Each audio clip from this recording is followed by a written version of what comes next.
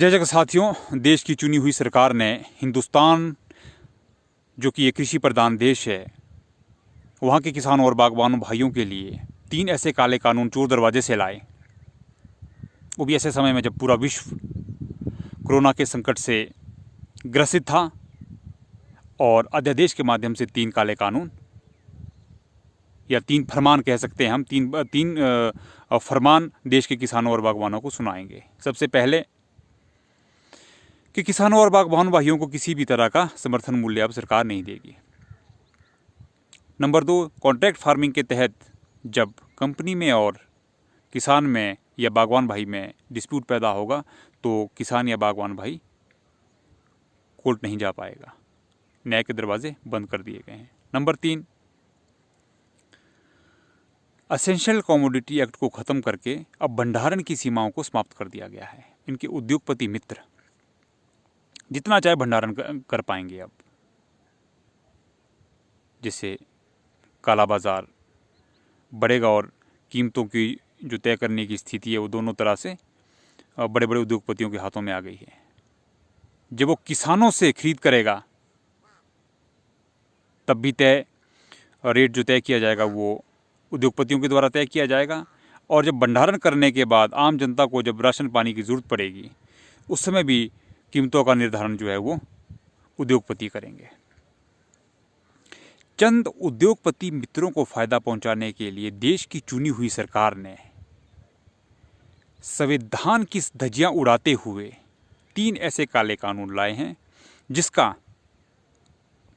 पूरे हिंदुस्तान का किसान एवं बागवान भाई विरोध कर रहा है, पूरी देश की जनता विरोध कर रही है।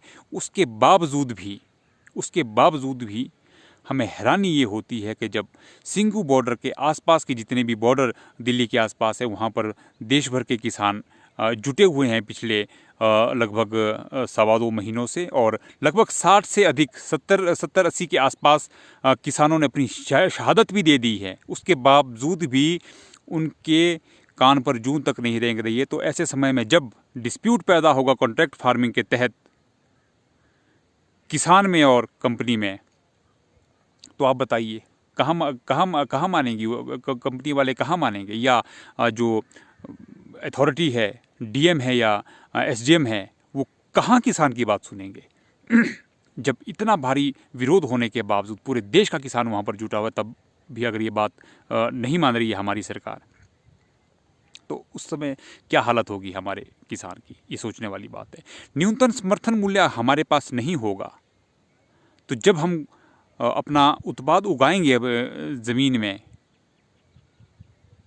तो अधिक मात्रा पैदा हो जाने पर हमें एक डर बना रहेगा, भय बना रहेगा कि कौन हमारे उत्पाद को खरीदेगा।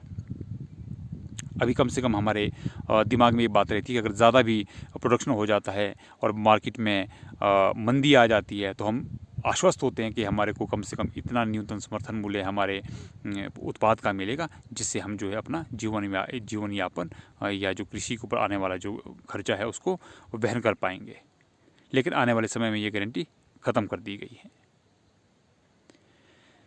मेरा पूरे देश की जनता से आग्रह रहेगा कि आप इस आंदोलन में बढ़ चढ़कर भाग लें। अभी हाल ही में राजीव गांधी पंचायती राज संगठन हिमाचल प्रदेश की इकाई ने एक पदयात्रा के माध्यम से जो शिमला से धर्मशाला के लिए की गई 315 किलोमीटर की 12 दिनों में हमने ये यात्रा पूर्ण की।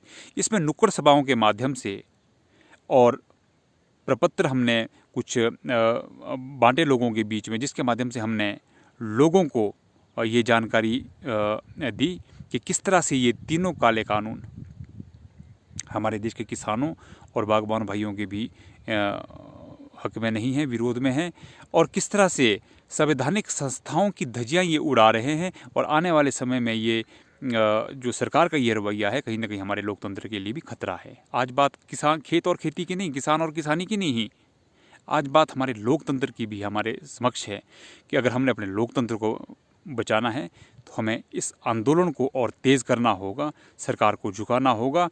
नहीं तो आने वाले समय में देश का किसान और किसानी, खेत और खेती तो संकट में है ही, और हमें लगता है कि कहीं ना कहीं अगर ये जीत सरकार की होती है तो कहीं ना कहीं हमारा लोकतंत्र भी खतरे में आ जाएगा। मेरा समस्त देश की जनता से, देशवासियों से आग्रह रहेगा कि आप सब किसानों के साथ में खड़े रहिए ताकि इन तीनों काले कानूनों को निरस्त किया जाए, ध्वस्त किया जाए। इसी के साथ जय हिंद, जय जगत।